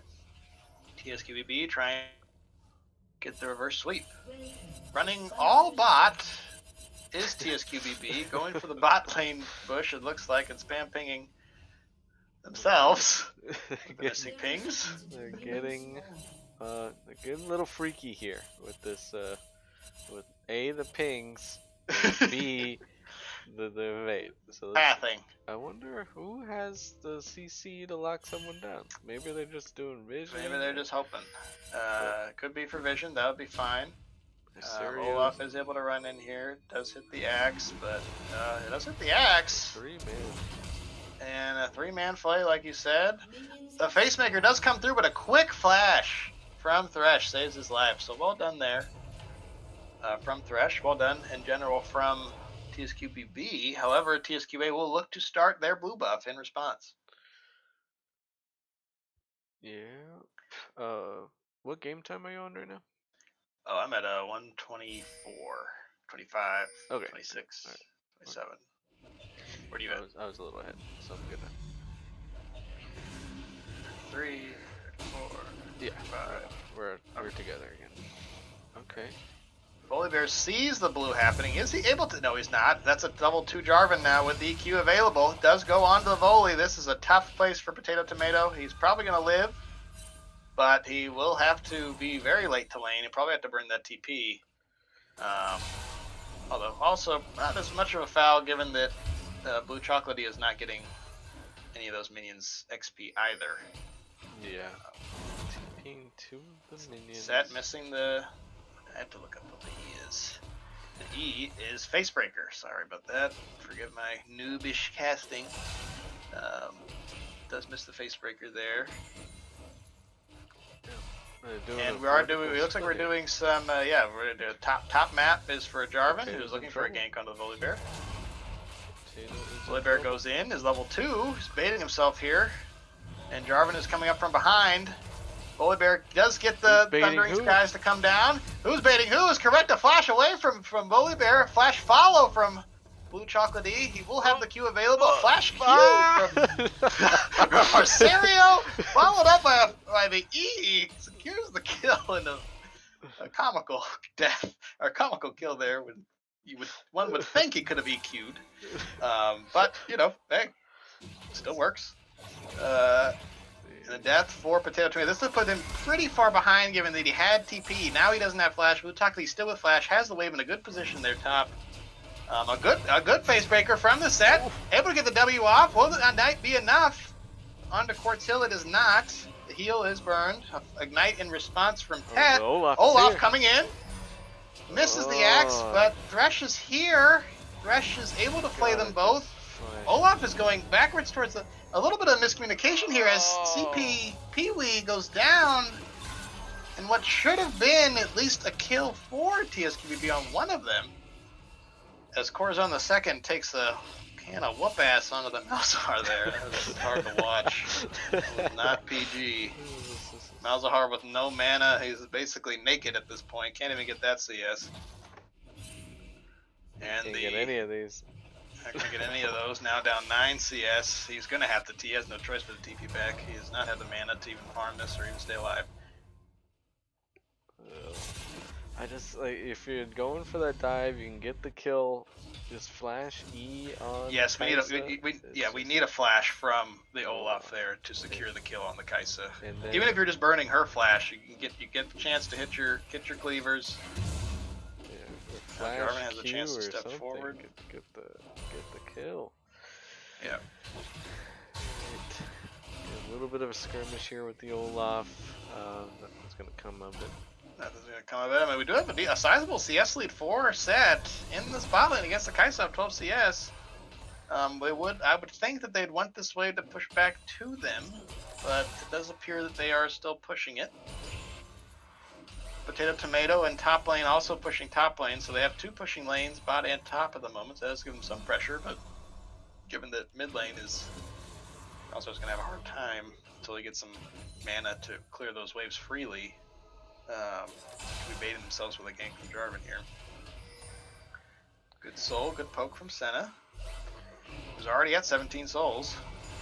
Ooh, the lantern. Here comes the lantern gank from the Jarvan. The Jarvan comes in, and I don't think there's much of a chance for this set. Or is there? Set get queued by the Senna and is saved. They still go back. Jarvan is done. Set lives. And Kaisa there. Set going back and gets the kill. And Thresh is able to walk away, but a 2 for 0 for TSQBB in unlikely circumstances. That definitely baited me with the Senna heal on 2 set.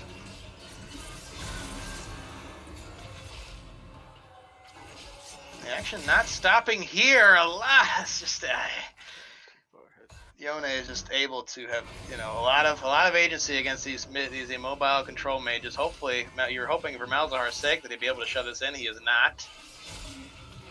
He needs to get this wave into tower so he can stay alive, and he is able to do so. And TSQBB takes first dragon. This will not be a 4-4 dragon for TSQA. There will not be 5 straight dragons for them in this game. Yeah, and kind of the opposite of what happened in the game 1, where TSQAA was able to turn around the early gank bot lane, is that now TSQBB and Diddy7 showing up at the perfect time, keeping his team alive, and getting the kills as well for his team. A pretty good turnaround there for TSQBB and securing the dragon. God damn, pings are driving me crazy. I know, honestly. I wish there's a way I could mute them, but I'm too much of a noob. Anyway, driving up here, taking top scuttle. Have a good dragon take. A fire dragon, which obviously doesn't mean that much this early in the game. A 14 CS lead, or now 13 for set over Kaisa. Now has flash and ignite back for the set. No flash on the Kaisa, who died in that last fight, is down a level on the set as well. And looking dangerous here. We know the Senna is going to scale infinitely, so they have the scaling on their side this game. And it'll be interesting to see if the Kaisa's able, how she's going to bring this back. Quartz Hill, that matter. Malzahar starting to have has some more mana here, is able to push these waves in freely now. Good poke from the Senna there. And Malzahar may have probably survived the hardest part, because even if Yone does go in now, he doesn't have enough money to pay the tax for the Malzahar QSS. He'd probably be able to get the Void Links down, and do the ult upon him to stop a lot of the damage from coming. top lane, Blue Chocolatey building another spell push to crash into Potato Tomato's tower. Although Olaf is looking for potential for a gank, given that the wave is pushing into him. Yeah, Chocolatey seems to Mordekaiser have a with the sixth sense about big it. wave and has level 6 ultimate available. Very hard to gank. So Absolutely, and he's already up 14 CS. We'll see how much. I'm sure the Potato will probably get most of these. I hope. got that one. I got that one. I got that one. I got that one, and that one. Okay, good. Okay. Done. Now we done 8 CS. Another trade into Malzahar here. He was kiting around his minions well there. Did the best he could. Oh, and there's the ulti. I mean, yeah, and it's just that's interactive gameplay for you. Jarvan coming in for the kill onto the Malzahar. It's going to be a hard time for Malzahar into these champions. It seems that CP Pee-wee has disconnected, but no pause as of yet. And there's the pause as Mordekaiser ults upon Volibear. A good ult there. I do anticipate that Jarvan will be able to help pick up this kill once he comes out of the Mordekaiser ult. So unfortunate, but it happens. Pauses happen. They're going to pause here, Sean. What do you think of the game state? 9 minutes into the game. I think it's pretty even. It's the dragon does give a little bit of like tempo into the game for TSQB, but TSQA is sitting with 1,000 gold lead regardless of the good play bot and the early dragon. So it's an early game won by TSQBB and in theory, but TSQA is the one that's actually getting the lead out of it. So it's a weird flip there. A lot of it has to just do with CS. I mean, you're looking across the board here. Malzahar down 25. Volibear down 10. I mean, that's pretty much 1,000 gold right there, right?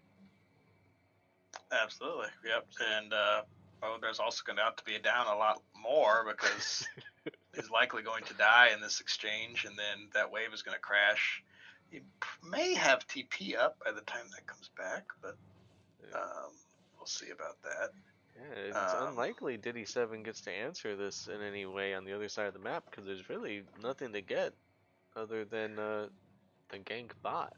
So it's kind of right, a gank bot, which is well warded by TSQA, and not a big gap close, and a lantern to take him out. So not an easy path there. And like you said, not a lot of counterplay for him. Obviously, this plays me on the top side, so Rift is not available. Yeah, and again, we do have to. Oh, go ahead. As I said in kind of the break we had, is that between games, is that Malzahar, he hits level 6, he's got to demand that jungler in his lane, and discuss it with Diddy 7 that hey, I'm 6, we can take. I need a gank here in the next wave, but yet again, he's level 8, and it hasn't happened. And he has not used his ult once. And a flash away with the ult from Volibear ensures his life.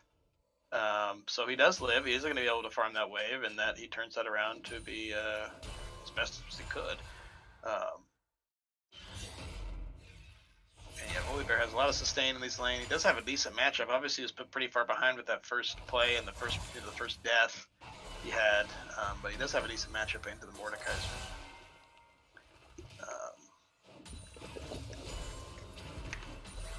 DD7 able to clear the vision there, and now they've cleared that river vision that TSQA had, so now bot lane has the vision priority for TSQBB.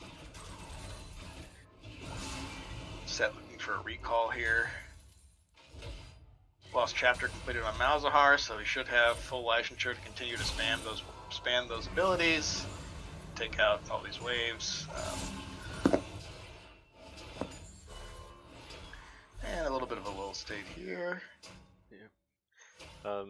This next dragon is coming up. I think that is what TSQBB should be playing for. Trying to get that early dragon. Early dragon takes are not all important, but it does give you two things. Oh, did he stop it? No. Not quite. It does give you two things: the ability to stack them, and then a pressure advantage, because you know eventually the enemy team's gonna have to start contesting you. So, but an Infernal Dragon on its own doesn't mean anything unless you recalling. Nope. Cancel that recall and it's going to apply some pressure bot. Hopefully he moves into this dragon area. Yeah, it looks like it. Especially Especially seeing the Jarvan top. Jarvan autoing the hell out of Volibear. Volibear able to use his E, but he is ulted by Jarvan into solo kill by him. That's difficult to push up that far as Volibear without any vision, but trying to get a plate, it's tough. It's tough, but this will definitely secure dragon. Second dragon of the game for TSQBB. Yeah, and if it's kind of an even trade because Potato died. It could have just been, he's just greeting for plates or damage, or I don't even know exactly. Uh-oh, they're calling the audible. They're going to contest the Herald? It appears that they're running that way, and Volibear is TPing in, so they're trying to contest it. It's too late. Volibear going in with the home guards from TP. Does go in, does get ulted by the Mordekaiser. Here comes the Malzahar. Who will he ult? He needs to ult. He ults the Jarvan instead of the Yone, who's basically dead. Volibear doing his best to live there, does live. Senna shows up. Mordekaiser in a lot of trouble. And set, and it turns out to only be a 1-for-0 after a lot of fighting. And ultimately TSQA does secure the dragon. Yeah, Potato Tomato living with next to nothing of health. Yeah, a lot of interesting dynamics there, but at the end it's Corazon getting out with 100 HP, it's Arcerio getting out with 100 HP, and Potato getting out with 100 HP. Just when if that Malzahar was target on Corazon, that's another kill. So it's just perhaps a little slightly better target selection there and you could have gotten yourself another one. Absolutely. Yep, I think that has to, there's not an easy way into this game if Malzahar is not ulting one of the carries. He cannot be ulting Jarvan anymore for this game. If he does again, then the power of Malzahar, you might as well pick somebody else. So we're going to have to see that improve. This does buoy Volibear here. He is, relevant now, given that he did not die there and was able to get some CS back. Jarvan looking for a gank mid, posturing for it. I mean, Malzahar's sitting duck. He does back up to his turret. Huge trades top as well. Arcerio spending a decent amount of time here mid lane, and he's going to back off. Unfortunately now the time is kind of past for both teams here. Given that, the Malzahar has 6, so it's going to be harder, and, Corazon can probably live through some of the stuff. And plates are fallen. Have fallen.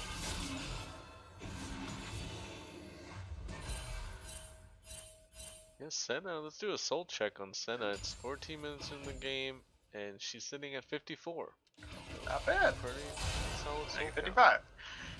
Not bad. And yep, and we'll obviously infinitely scale here. Only if like you said, 14 minutes of the game. Jarvan, hungry for a play here, is now looking bot, but Olaf may meet him here as Volibear goes on for a good trade onto the Volibear. Senna kiting, going for the Thresh. A good EQ from Arcerio gets a 2.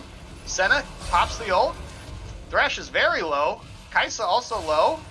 Jarvan is able to back away. Quartz Hill able to flash away. And ultimately, 4 summoners blown bot lane for none on the side of TSQBB. And a lot of turret damage coming in. Olaf still looking. Has the Jarvan there. Is getting ulted on. Uses the blast cone to get out of the ult. Senna getting in. Set getting in. Pops the W on the Thresh, who's barely alive. Senna gets the W down. Here comes Malzahar. Yone in the backline though is going to go down to the Olaf. Malzahar has the space aids and is going to take up it's a shutdown from the Senna onto the Yone. Yeah, pretty good fight. This Malzahar, you're just R'ing. Yone, get the E, get the W, and then press R. Get that. You have to damage get the out. full rotation there. Absolutely. You can't just It's R not. 'em. It's not as. You it's got not to a get pick. those voidlings down, especially because those do a lot of the damage, and they're not auto attacking your ulted target. Then Yeah. not nearly as punishing. But really a solid fight for TSQBB, and they're almost set up here to get to Soul Point. Absolutely, Dragon in 40 seconds. They should have priority on it. Senna going for a reset now. Turbo Chem Tank completed by Set. Gore Trigger completed by Olaf even before that, so he was going to come back. You know, he's got 700 gold dispense, not a lot. But no TP on Volibear means he's either going to have to rotate down, or try to cancel that blue chocolatey TP. Exactly, that's a tough choice there. Turning a fight into a 5v4 for a third dragon might not be beneficial. Maybe you just hold your lane states. Exactly. It looks like Volibear is roaming towards the dragon, so he's going to go ahead and sack top lane CS and just run to that dragon, which I think is a fine move, given that, you know, the win condition for TSQBB is to get those dragons stacking. Mordekaiser does TP closer. Set looking, finds the Thresh. Dragon has been started. Aftershock difference, absolutely. Malzahar coming across. Here comes Olaf. 3k on the dragon. Malzahar in the front line is going to immediately go down. Set comes in with a huge haymaker into the face breaker. A lot of damage going down. Set is still fighting, but barely alive. Mordekaiser is going to clean this up. And this is turned into a 4-for-1 team fight win for TSQAA. Yeah, at the end of the day, they didn't need this dragon. And they essentially... Oh, going in way too soon, unfortunately. And that is an ace for TSQA and the dragon. Third dragon goes to them. That is a big swing. Yeah, they're what is E-Card doing? What is he doing? He is frontline Malzahar. He didn't even get to ult anyone. Yes, that was once again we've kind of mentioned that there needs to be some adjustments, not necessarily made huge shifts, but some adjustments with how they're playing these fights, and Malzahar has to be in the back waiting for something to happen. Olaf goes in, Set goes in, your Volibear goes in, you're kind of waiting and reacting to what the plays that are being made, and unfortunately he just kind of ran in there and died without doing anything. It was a 5v4. That's unfortunate. Yeah, not very solid. Yeah, so they're Tomato TP top to try to get some damage top, and was not able to take out more than a little over half of the turret, not even half the turret's damage. Jarvan looking top, pinging top. And there's vision in that river for Tomato, so he should see this out. There's a ward has spotted Arcerio. Let's see if he clears both wards. And now a CS lead for the Kaisa here. That's kind of turned around. A good face breaker from the Set, who is under tower, gets the ult off. Is the face breaker going to be enough? The Kaisa ult is enough to keep her alive, as well as the heal through the Ignite of Set. But this could lead to some damage onto the tower. Fortunately, Turbo Chem Tank will proc the Bami Cinder and take damage from the turret, so it's hard to take these turrets as Set, and then would be as a normal ADC. Senna using battling as well. Battling as Mordekaiser and Volibear still fighting. A decent lead for the Mordekaiser here. Olaf coming in and throws an axe and says goodbye. As he leaves, Rift Herald, actually that's Baron, started spawning soon. Arcerio trying to make a cheeky play here and roaming around, maybe trying to check Olaf or also see if they can gank Volibear again, but no, they're going straight for that Olaf. They are going straight for that Gromp. EQ misses onto Olaf. Olaf gets to run away. Meanwhile, mid lane, Yone going forward. And I have a hard time with those space aids. Mid lane, family, more than league. This is for E-Car, I guess. I suppose. I don't know. If I had people, I think it's like in the rules, a call from your mother is not reason for pause. And it looks like we're getting calls from our mothers at 10:30 at night. So uh, Yeah, it's I unfortunate, would but I would be frustrated. I don't think I'd do anything, but it's just right. Not definitely not ideal. yeah. And kind of gives us a pause in the lane state. Unfortunately for TSQBB, unfortunately for Blue Chocolate Tea, he is 2-1-2 on this Mordekaiser. You know, is in a strong position to lead this team to victory, frankly, as he did the last game. You know, in large part also with the set play from Tet, 1 2 3 4 5 6 6 8 9 0. The Volley Bear 0-3 at this point, 106 farm is going to have a harder time. Doesn't scale that well anyhow, but is going to have a tough time. The Sat and Senna still have a chance. They still have the ability to to CC and take out some of these low health carries like the Yone and the Kaisa, but it's going to be difficult. Down 1.5k, it looks like, at 20 minutes for TSQB. So a lot closer than it was game one at this point. Although that game kind of turned around at a certain point. Yeah, I'm interested. The thing with pauses is that you you can actually use them to your advantage. On both sides can, because you can take a second. You can maybe take stock in what's happening as it's a little bit harder in real time mid CS and whatnot.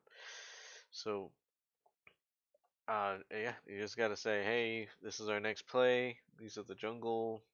These are the timers. Um, let's refocus, reset our team comp. Obviously, get Malzahar on the right page, and maybe take this next fight with a little more, that now that you took a second to define your battle lines, could be better formation. Absolutely, and it does go both ways for that. So Thresh still throwing hooks, hopeful more than anything. I mean, a hook on the set probably not going to do as much as you would want. Jarvan helping taking some of the farm mid while Corazon backs.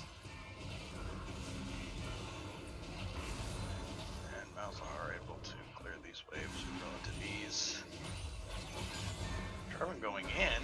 The EQ does get ulted by Malzahar. Yes, you gotta hit the combo. But unfortunately misses the Q. And has to flash away. An interesting play from all parties, frankly. But unfortunately, yeah, I'm gonna call it interesting. And Set going in, does get the flash out from Quartz Hill. I mean, it's a tough position for Kaisa, being that short range into a Set with the slows and utility from the Senna. Will they be able to take this tower now? Set going in. Gets the ultimate, not late with the kill on the Quartz Hill.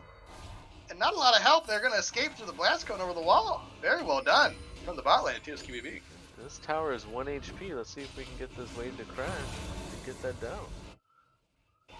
They certainly should be able to. Blue team actually takes the turret first. There goes the pushing power of Malzahar for you. Yeah. And that is first turret of the game, absolutely. Are they able to take this bottom turret? Quartz Hill's still dead. I mean, Tet's just giving it. I mean, there's no way they can defend it, honestly. So, Red team's turret has been destroyed. See, if you can kind of take a second and think about that third dragon, and if you didn't fight for it, you just got your CS, you got these towers off the map, and now you're fighting for the third dragon for Soul Point. You would have been in a better position than you are now, because the enemy team wouldn't have 4 kills, or 5 kills after Olaf went in for the steal. So, good trade. Fighting for every dragon is there. Not always ideal. Yeah, you know when to hold them, know when to fold them. And no TP on Potato Tomato. TP available for Blue Chocolate Tea as TSQAA does start the dragon. Kaisa taking some damage. And See, they that's all are Zahara can do. taking damage from the dragon. Blue Chocolatey going to TP. Potato Tomato cannot match. You would think that TSQBB would give this up, given that it's 5v4, and they do. Dragon's now 2-2. Yeah, and, I mean, you can see how things happen in the game in a long succession of events. If Potato Tomato is not TPing top after the other dragon fight for 5 CS and then maybe a tower plate, then he has TP there to be able to use. It's off cooldown, so it's just like things happen more than just one play at a time with these summoner timing. So Absolutely. Yone TPing top, another example of that. Yone TP top to somewhat save the turret. And then backs immediately afterwards, since I guess perhaps some miscommunication, or Blue Chocolatey goes back to Volibear. And now Corazon second will head bottom to match the Malzahar push. yeah, take a second. We have Senna at 95, almost at that 100 mark. That is good. That is good for Senna. Rage Blade could be soon for her. She does have the most kills on their team, which is ideal. I'm gonna need the protection to keep these fights going though, with the Jarvan and a Yone having easy ability to jump onto her. Want to be on the front foot through TSQBB. And like you said, a little bit of a lull state here. Baron is up, but no teams are in a particular position to do it. We may be waiting for 3 minutes 20 seconds for that 5th dragon of the game to spawn. Potato Tomato trying to push out top wave, but Arcerio will be catching that top wave. We'll see if their bot lane should rotate top and try to bust that outer turret. That would be a good plan from them, given that they would have the numbers advantage. Arcerio pushing back Volibear. Perhaps he's kind of baiting. And here comes the Chem Tank going on to the Jarvan. Of course, he has the safety of the EQ to go out. We'll see if they continue to push. They should. However, Kaisa is farming mid lane solo, while Olaf is continuing to farm his jungle. They will not push any further. This, unfortunately, was not an effective use of the time. Yone still doing Yone things, and lose mid-tier turret for nothing. A hook onto Volibear, but a stun onto Thresh. EQ from Jarvan. Volibear onto 3 people, actually doing a lot of work here with his ultimate. The Thresh does go down, a shutdown for Set. Mordekaiser will come out of ulti here soon. Set is there. Set can do some damage to him. Mordekaiser forced to flash away. Set still running, gets the Facebreaker. Has the Haymaker available, but does go down to the damage of the Kraken Slayer. And the W from the Kaisa pipes out. The Senna and an ace for TSQA in a long, drawn-out fight. Too. And Malzahar dies to Yone bot lane.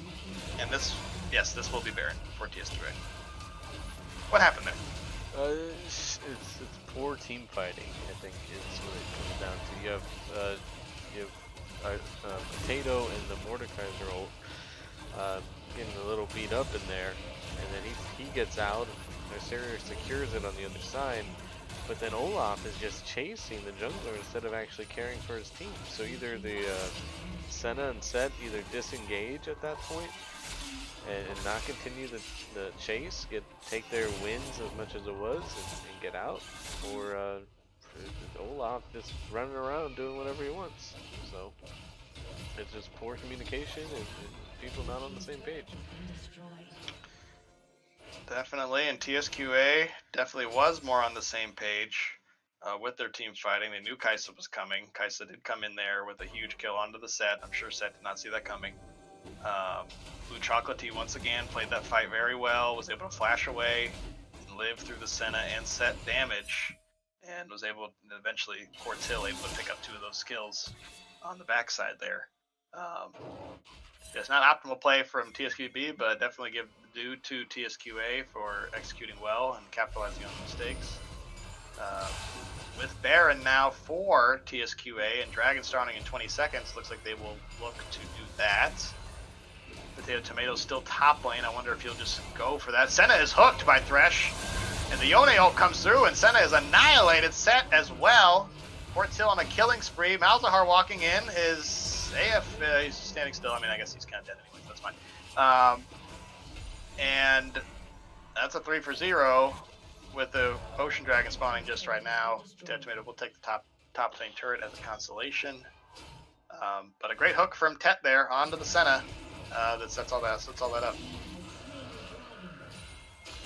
Yeah, I mean it's kind of just been a landslide in the last 4 minutes of just running it down and giving essentially 8 kills in the last 4 minutes to the enemy team. A Baron, a Dragon. It's going from worse. It's getting worse and worse.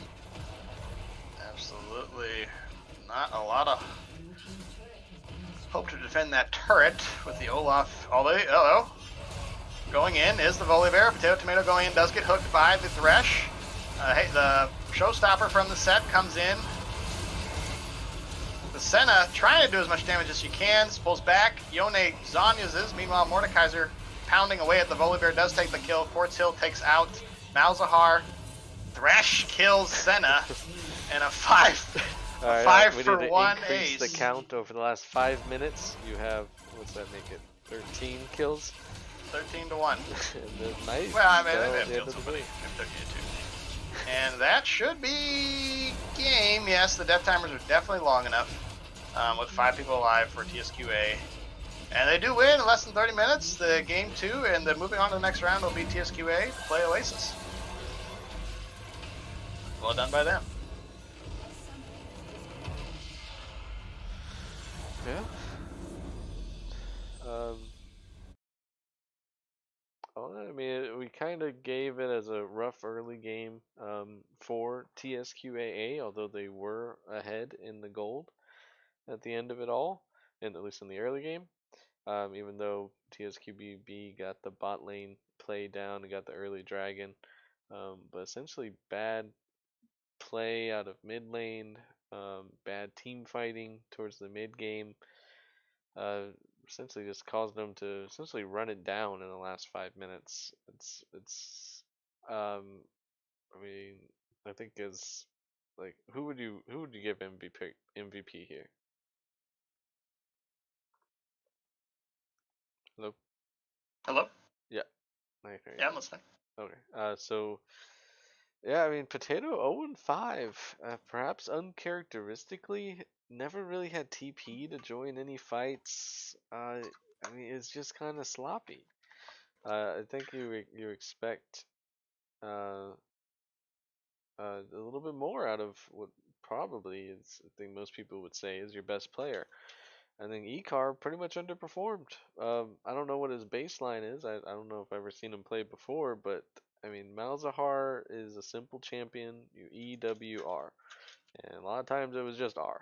Or a lot of times it wasn't any R because he was frontlining. So a lot of like players on this TSQBB were on different pages, and even though they were in a position to contest the victory here, didn't really get it all together. TSQA on the other hand, pretty much solid play throughout the entire game. What do you think? Absolutely. No, I think, like you said, there's on one hand, Potato Tomato probably underperformed. However, Blue Chocolatey was very good. Did not make no obvious mistakes for sure in his play. Played the Mordekaiser very well. Played the Aurelia very well. It's probably I mean, once again, the Thresh 3-1 and 13 did a great job as well. Looking across the scoreline, TSQA, everyone did pretty well. Both games really. It's kind of harder to give an MVP out, but overall pretty solid from TSQA.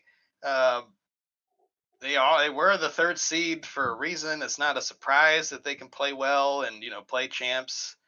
They're difficult to pull off, especially given that the team they just played against did not, unfortunately did not win their regular season matchup all season.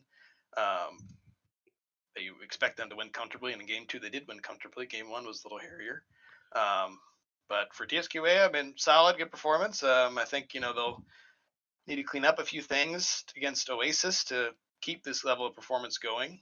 but I mean, I think that they definitely have the potential to make a deep run and continue on through the playoffs.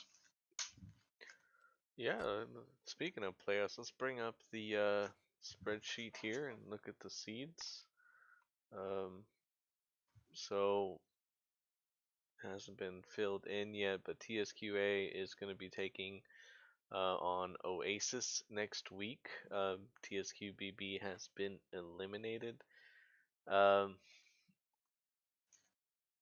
so Oasis, that's the team we just played last week. What do you think about their next matchup? I mean, I think this could be a very good matchup between TSQA and Oasis. I believe Oasis beat them 2-0 in the regular season, if I recall. Oasis definitely has a lot of strengths, particularly in their mid, top, and jungle, as well as their bot lane can also perform well. TSQA obviously just showed that when they put you put Corazon on a carry, he can do well as he did in the Yone into the Malzahar and Blue Chocolatey. If he continues to play at that level, they'll also be very difficult to beat. I think it's a 3-versus-4 matchup. It's going to be close. Based on seeding, TSQA should win, but I think it could be anyone's game for that. Yeah, I think TSQA. I mean, they have a quick turnaround. It's 2 days, and instead of a best of three, they got to go into a best of five. So they got to be prepared for Oasis, who's will get the as recent as 2 days worth of match history here. What they played TSQBB. Understandably, not ended up not being the stiffest of competitions. So I'm sure TSQA has some other plans they can utilize against Oasis. But in a 5 game series, that's a different beast, you know. A lot of different adjustments can be made. Champ pools are now, um, they have to be developed because if one pick pops off, that's going to be banned the next game. And can you pop off on 3 different champions? I don't know. We'll see how that develops there. Um, any other thoughts? Uh, This is really bright. on that series, not particularly. Yeah, big weekend on the 11th here. Um, with 3 matchups going on, HN versus Hibernation versus Collective Odyssey will also be a good match. Um, I also think that could go either way, and then obviously our match with Lisa Into Your Heart will be a good match, and so hopefully there's going to be some good League of Legends being played, and I look forward to it. Yeah, big day on Sunday for this league. 2 teams will be eliminated, and 4 will move on essentially. And then, yeah, a lot can develop here in the next 2 days. I guess that's gonna end our broadcast here today. Yes, thank you to the viewers for watching. It was an entertaining series, so thank you for the teams, obviously, and best of luck in the future.